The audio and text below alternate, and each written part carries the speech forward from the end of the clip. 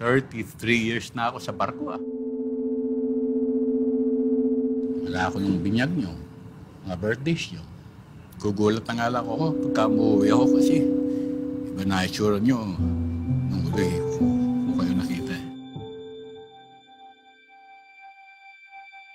Kailan ba ang graduation? May. May?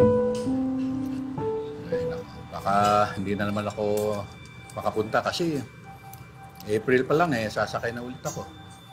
Alam mo, mabuti ang nagdinegosyo. Ako kasi hindi ko alam kung anong gagawin ko pagka nag-retiro na ako. Wala akong alam ditong gawin sa lupa eh. Ito yung kinuha ko pang 6 hectares. Alam mo, yung niisip ko dito, gagawin kong palayan to. Parang wala kang natutunan sa nangyari sa nanay at tatay mo eh. The board of directors have decided to terminate your employment. Sorry to say this, sir. First time ng papa mo sa lupa ng ganitong katagal. Buti na nga lang may pinagkakaabalahan dyan sa tabi. Sipin mo na lang kung wala yung taniman, anong ginagawa niya ngayon? I love you, anak.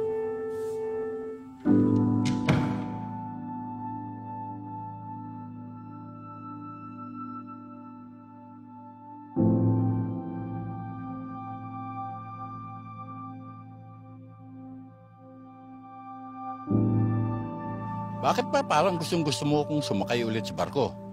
Ha? Bakit? Alam ko naman na ayaw nyo na nandito ako.